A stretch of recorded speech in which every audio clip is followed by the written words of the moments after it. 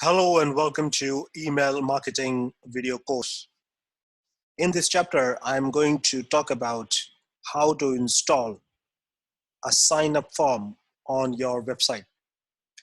Okay, so let's get straight into it. Before I get into that, what is actually a sign-up form? A sign-up form looks something like this. It's just one example, but it is a form which is hosted on your website. And when people land on your website, they can actually see this form, and then it will allow them to fill the form, so that once they sign up, then you will get their details, as in whatever you have asked inside the columns, like email address.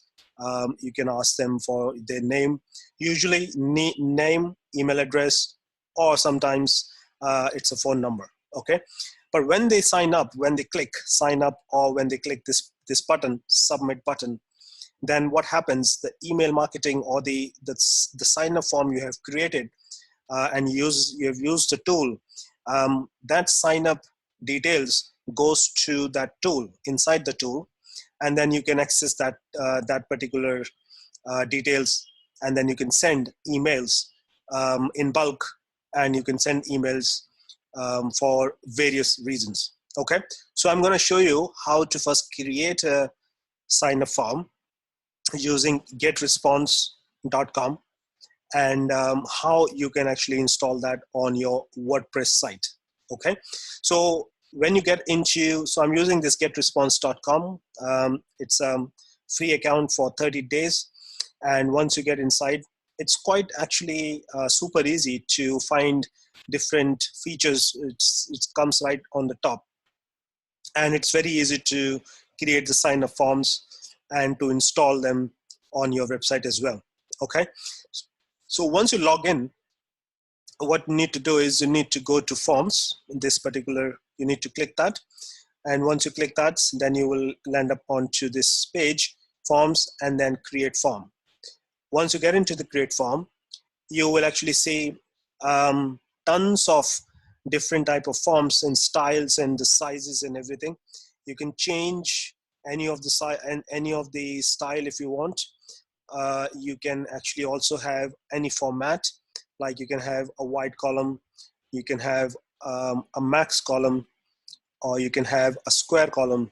Generally, a square column is what is recommended onto your website for people to actually fill out the form. But depending on where you are placing your form, it depends. Then it depends on the size. If you're placing it right on the top of your homepage, then ideally it is a square size. If you're placing right at the bottom, then it might be you can use as a max one or a wider one. Okay, something like that. Generally, these ones are used in the blog section once you have written a content like a blog, and at the end of the blog, you will see these forms there as well. But for the for the practical purpose, I'm going to use a square one because that is the most standard one. And you can choose any of the templates. They are ready templates. All you have to do is edit, and then you have to just change the content inside. And then once you change the content, you can save it, which I will show you right now. So let's say we take this template, free guide to easy weight loss, and I use template, click that, and I go inside the tool. Then it will take you inside the tool where you can actually do the edit. All you have to do is very simple. You can actually click, and once you click, double click, it will highlight, or you can change the button. You can actually also, if you want to resize it, you can resize it. You can make it bigger, or you can make it however you want it. I want to change or edit any of the text here. I could say free guide to easy weight loss for you, something like that. Okay, so I'll just leave it like that. And then you can also drag this field, or you can make it little right a little bit on the top so that you can drag this as well, so it's clearly seen. Then you can change this text as well, and whatever is your content. So generally in this is a download now, so that means it's a download button, and then someone clicks this, there will be something where they can download it. Okay.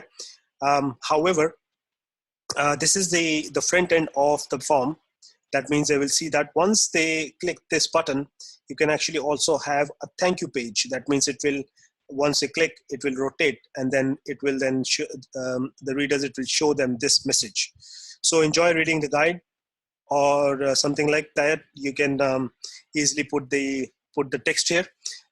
Let's say if you have if you want to change any of the text, or you want to add more text, all you have to do is you can, from here, from the right hand side, you can actually drag and put the text here. Just put this one, and then I will just type the text. Thank you. And then I can actually have a little bit bigger size. So from the right hand side, this is the tool where you can use, and then you can do a lot of things here. You can change the color of it if you like. You can change the font of it. You can make it bold, and everything, just like you do on on a regular basis, just writing an email. When you do the bold, and you can just make these changes. You can also make changes to the style of it. You can add field, all of these field. You can have a trust seal if you want. So there are multiple different features which you can use, or if you actually don't want to use, you can also delete them as well. Okay. Now, before you actually go ahead and save this and publish, there's one step which is very important for you to do. That means you need to go to settings section, and you need to define this form, or you need to define the name of the form. Okay. For example, form name, it will automatically by default will take some name, and I'm going to say web form on home page. Okay. Now this signifies that this form is actually I have placed on the home page. Why I have done this is because, let's say if I want to have multiple forms for multiple products or services on each page of that landing page on my website, then it should differentiate. When someone fills this form, then it should differentiate that this person has come from the home page. So what I'm doing is I'm just putting this home page because there's only one sign up form on the home page, and then it will make me understand that this person is actually looking for this particular, he has filled this form and he has downloaded my ebook or e-guide. Okay, makes sense? So for every product, every services, you have to have a defined name of that form, or the form name. We'll go by going into the form settings. Okay, choose the list. This is a list. By default, you will have your list with the name of your email account. But if you want to change the list, you can just go to list, just from here, and then just go to list just right here, and then you can create a list. Now, creating a list is something like where you want all the subscribers to go in that list. So for example, the same thing which I've shown here, which is web form on homepage, I can create a list saying that my list name is homepage form. Okay, and this will be created. Once I create this list, then I know that this particular form on the homepage, all the subscribers belongs to this form. Okay, makes sense? Once you have done that, you can actually come back to your form settings inside the editor tool. You can just then choose the list. I just have to refresh this, and then I can choose any list, those two lists which I have just created, and then I can have confirmed opt-in. Now this is very important to understand. There are two types of opt-ins. One is single opt-in, and the other one is double opt-in. If I put this off, then it becomes a single opt-in. That means that the user who fills the form will not have to verify by going into his email, and the verification will not happen. Okay. If I make it on, then it's a confirmed opt-in. That means the subscribers will not be added onto the list until unless he or she has confirmed his or her email address by going into the email address of his or her own email address and then verifying that email.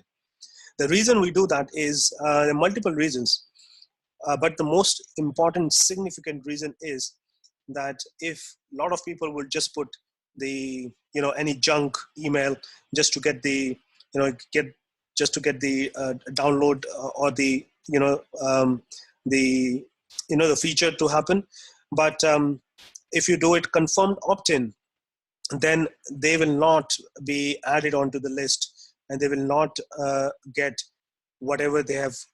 For example, in here I have clicked this download now, and if I have in the settings I have made it confirmed opt-in, then I have to first go inside my email and then verify my email, and then only this download will happen. Make sense? It filter out all the junk emails, and you know that it's a real person or it's an authentic user, and then you get an authentic email. But it's up to you. A lot of people will not will forget to go back, and a lot of people, I mean, there would be a percentage of people who will not actually go into the email, and then they will do a verification. That also happens. Okay, so that is that's you to decide whether you wanted to have confirmed opt-in or double opt-in. Okay, now the next is add to the cycle day on day. So this is an autoresponder. That means if you want to set a series of email going on after periodically, and then you can actually set this up. We will be talking about this in the later chapter. Choose thank you page. So we have the thank you page here, which we have just on the form itself. When someone clicks the download button, it will say thank you for downloading or whatever message you have put. Already subscribed URL, you can just say stay on page, just like that. Recaptcha, if you want, you can put it on, or you just leave it like that. Choose tracking, that is an analytics part. I'll be talking more detail in the analytics chapter of this. And forwarding details. So this needs to be you don't need to forward that contact data anywhere else. It will go inside your email get response email dashboard. Okay, once you're done with this, you can just save it. After saving, then you can go ahead and save and publish. After publishing, you have three options to install this code. Whether you can install yourself, if you know how to do that. I will show how to do that on WordPress. If you have a web developer, and you can actually give this code to your web designer, and he or she will put onto your website. And get response will host, there's an extra feature what they have, and that is chargeable, but it's quite simple. What I'll do is I will just go ahead and copy this, the whole code, copy that, and I will go inside my WordPress website. I'm logged into my dashboard, and now I can see, so I've just gone into the pages, add new page, and I will just paste that code. And what I'm going to do is publish that, or I can preview. Once I preview, you will see this form has come right here. Okay, so very simple. Copy the code from the get response from here. Okay, the form you have made, and then go back into your dashboard and just put the code just right here, and then you can publish. Once you publish, it will then start coming up onto your website. Now, the other thing is that just suppose you want to make any changes to the form, all you have to do is you'll have to go back to the form, okay, to the same form.